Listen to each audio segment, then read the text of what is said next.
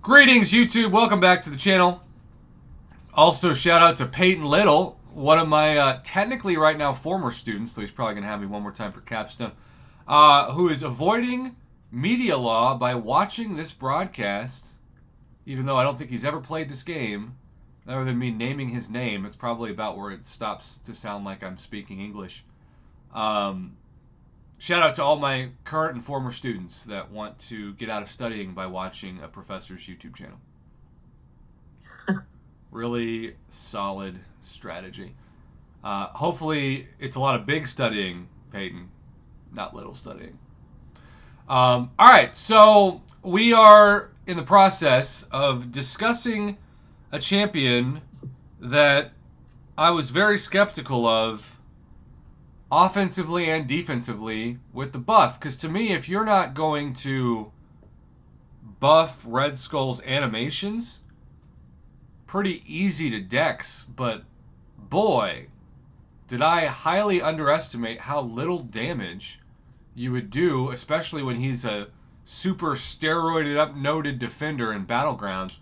And I just want to say that our man Stephen Burris called this long before the buff. He took his Red Skull up when Red Skull was barely alive. And Stephen, I have not forgotten about the fact that you've taken him well past rank 3 Sig 86. What's up, baby? So, here's the deal. I fought him. The interesting thing about Battlegrounds is I feel like everybody used to have a bunch of cosmic heavy attackers like Hercules and Gallon and Hulkling, but at least for me, like I've actually taken Gallon out of my rotation because he's a pretty like average defender depending on the champions, but he's a obviously a above average attacker. But Red Skull becomes a Gallon magnet. I almost feel like I had to bring him back, but Red Skull also has a very short and deceiving heavy. So in honor of Stephen Burris, Mama, we have a video. Has he sent you this as well? What are you checking this out? Nothing. All right, so Red Skull is Steven's preferred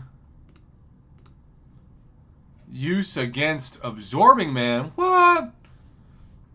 Now, Interesting. I know. Now, the power drain doesn't drain that much power, but when you bait the special one with a heavy, although I think I would have tried to do that on the actual animation, it goes real well.